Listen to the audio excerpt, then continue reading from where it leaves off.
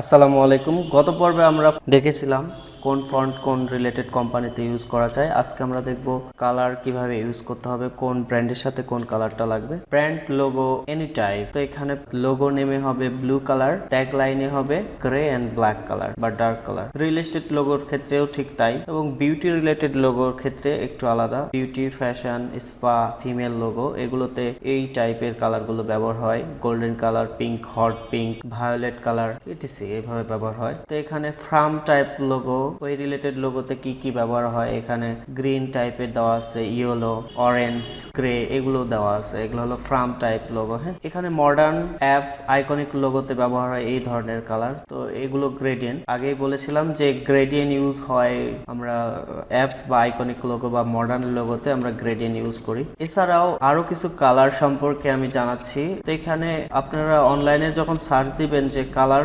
Psychology, তাহলে দেখবেন যে কোন কালারটা কোন কাজের জন্য ব্যবহার হয়, এখানে ডিটেলস দেওয়া আছে। ইমোশন টাইপের কালার কেমন কেমন হবে, ইন্ডাস্ট্রি কালার কেমন হবে, পুরোটাই দেওয়া আছে। আপনারা দেখে ঠিকঠাক করে নিতে পারেন। এখানে অনেক সুন্দর কালার কম্বিনেশন দেওয়া আছে। এগুলো নিয়ে যখন রিসার্চ করবেন তখন অটোমেটিক্যালি লোগো ভালো হবে। আমাদের ফার্স্টে ক্লায়েন্টকে আকৃষ্ট করতে হবে, হয় ফন্ট দিয়ে না হয় কালার দিয়ে আমাদের আকৃষ্ট করতে হবে। তো বেশি বেশি রিসার্চ করতে হবে, তাহলেই হবে। So thank you for watching. Next টিউটোরিয়ালে ভালো কিছু নিয়ে আসার চেষ্টা করবো ইনশাআল্লাহ। সবাই ভালো থাকবেন, সুস্থ থাকবেন। আসসালামু আলাইকুম।